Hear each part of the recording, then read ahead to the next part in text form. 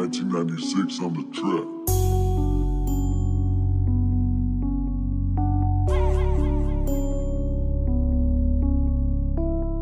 Kapag gusto talaga, dapat ginagalawan. Yan ang aking nasanayan, sa mundo ko na kinamulatan. Sige takbo, kung gusto mo makipagsabayan, kuhain mo yan, para di ka maiwanan. Bintabel ang arip, iikutin ng mundo.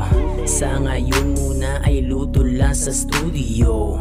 Kasama sa circle, iilan lang pero legit.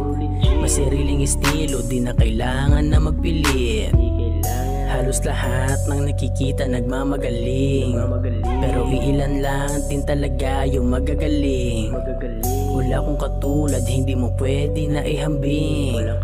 Hindi ako greatest of all time, hindi to kambing. Ako ay tao lang din katulad mo, malaya na papausok na damo. Puro sugat at galo sa nata mo, dahil doon solid linya na nabuo. Sarili lang din ang tanging kalaban, sarili lang din ang hindi naiwan, sarili lang din ang makikinabang sa pinagpawisan. So I don't listen to interviews of artists that don't have no value in what they say. I don't listen to music from people that I can't get no game from.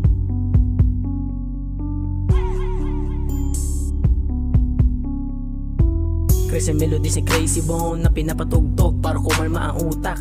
Panoorin si Escobar, ibagsak ang track para bang ako ay tulak. Kahit hilain pababa, hindi uubra, may kitang aking hawak. Iba-iba ang pananaw, di maintindihan, maladagat ang lawak. Kala mo lang na makitid kasi hindi mo basa. Kung kaya nila, kaya ko din kahit mag-isa. Respeto, pakikisam at bayag, laging dala. Hinubog sarili, pati ang isip at kaluluwa. Ngayon ay nandito na sa harap mo.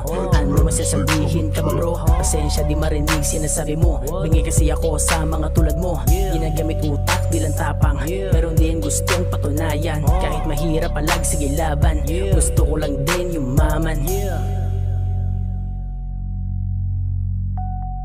I think as human beings, everybody has a natural gift and a natural passion, but then you go outside and you get influenced and you feel pressure from what's going on outside.